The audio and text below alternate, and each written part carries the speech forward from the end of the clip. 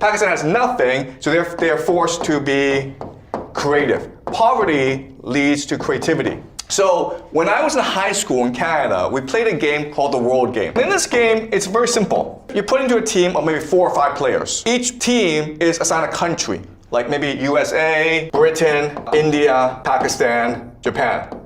And then each team is given an envelope. Okay? And then within this envelope, you're given certain resources. And then there's an organization called the World Bank.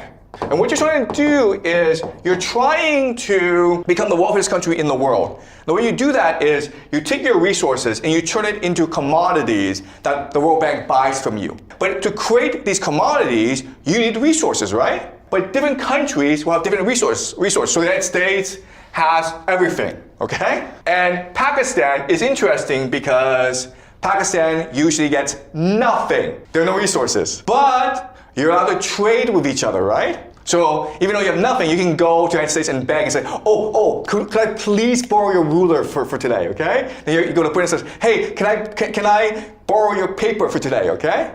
Or, hey, I'll come work for you for free, right? You can trade. And so you play this for one day, and it's really interesting what happens, okay? Usually what happens, I'm not saying all the time, but I've seen this happen a lot.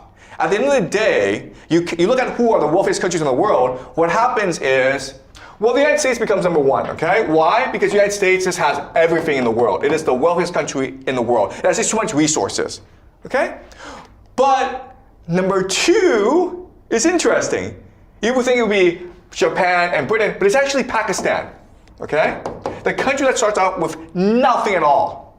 Why? Because they're forced to be the most energetic, the most open, and the most cohesive. Team members have to go and beg to work for free, okay? Other team members go and lie and cheat and steal, okay? They're forced to be resourceful and creative. And that's how the world works, guys.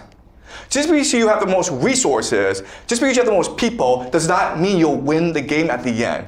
What matters is how energetic your people are, how open they are, how resourceful they are. That's what matters. And often, they are open, energetic, and cohesive because they're poor. All right? It's that simple.